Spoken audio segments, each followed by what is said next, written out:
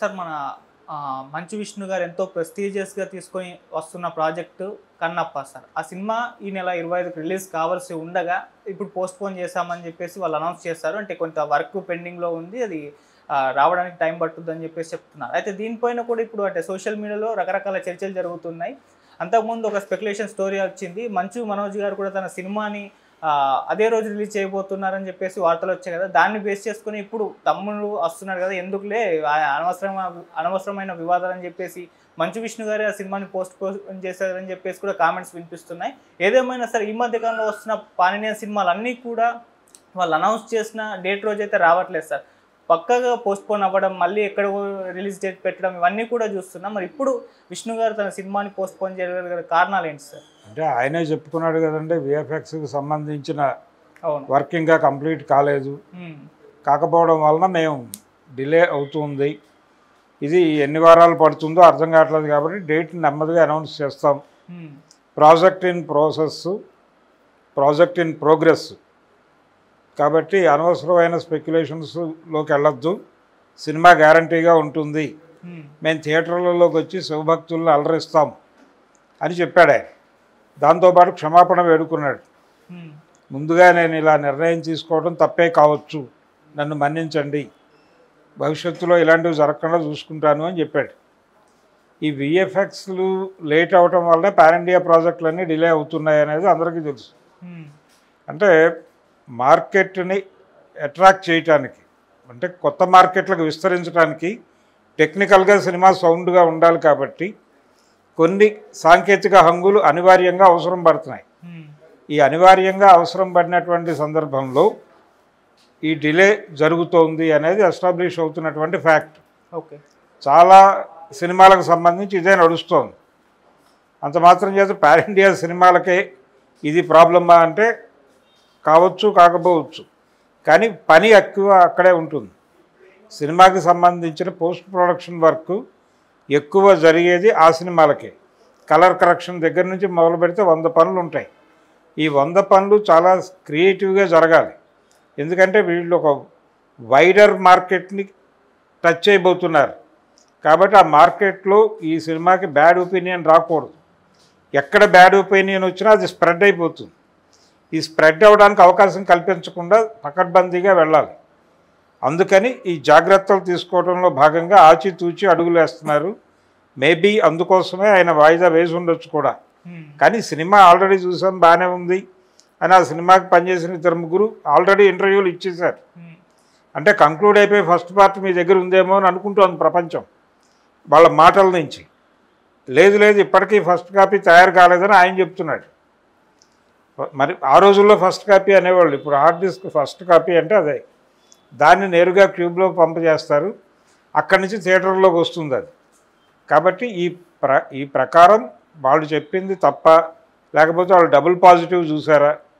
ఆ రోజుల్లో double positive అనేవాళ్ళు, అంటే సౌండ్ ఎఫెక్ట్లు ఇవేవి లేకుండా అక్కడక్కడ డబ్బింగ్ జరిగి అక్కడక్కడ సౌండ్ ఎఫెక్ట్లు వేసేది కొంతమంది కూర్చుని దీన్ని ఏదైనా రిపేర్ చేయొచ్చా, ఏమైనా తప్పులు ఉన్నాయా అని వెరిఫికేషన్ కోసం చూసేవాళ్ళు. డబుల్ పాజిటివ్ ప్రొజెక్షన్ అనేవాళ్ళు ఆ రోజుల్లో. ఇప్పుడు కూడా అలాగే సగం ఎడిట్ అయినటువంటి వెర్షన్ని చూసుకుంటున్నారు పెద్ద తెర మీద. కరెక్షన్స్ ఏమన్నా క్యారీ ఫార్వర్డ్ చేయాలి, అలాంటిది ఏదైనా చూసి వీళ్ళు చూసామని చెప్తున్నారా అనేది ఒక డౌట్. అందుకని ఈ సినిమాకి సంబంధించి టెక్నికల్గా టైం పడుతోంది అనే దానికంటే కూడా జనాలు ఇప్పుడు ఆదిపురుష్ టైంలో ఒక విమర్శ వినిపించింది, అది టీజర్ బాగాలేదు, చాలా బ్యాడ్గా ఉంది అని కామెంట్స్ విపరీతంగా వచ్చినాయి. వచ్చిన సందర్భంగా టీజర్ నుంచి సినిమాని రిపేర్ చేసే యాక్టివిటీ మొదలైంది.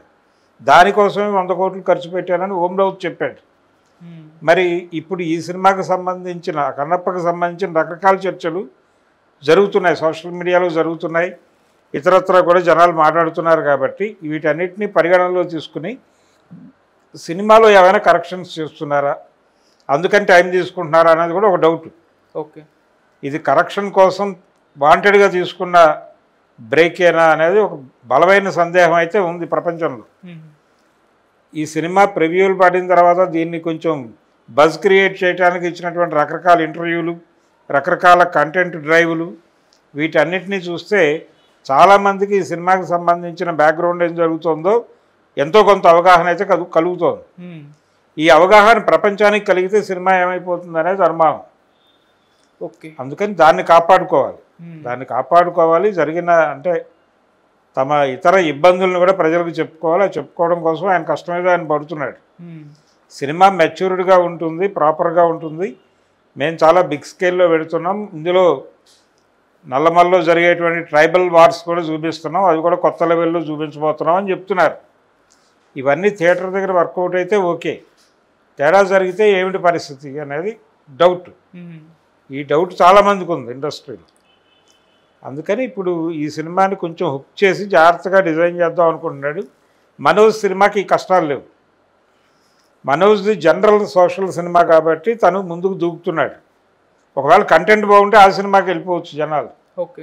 ఏమాత్రం ఆడియన్స్ని నిలబెట్టుకోలేకపోయినా నిర్మోహమాటంగా పక్క థియేటర్కి వెళ్ళిపోతున్నారు వాళ్ళు.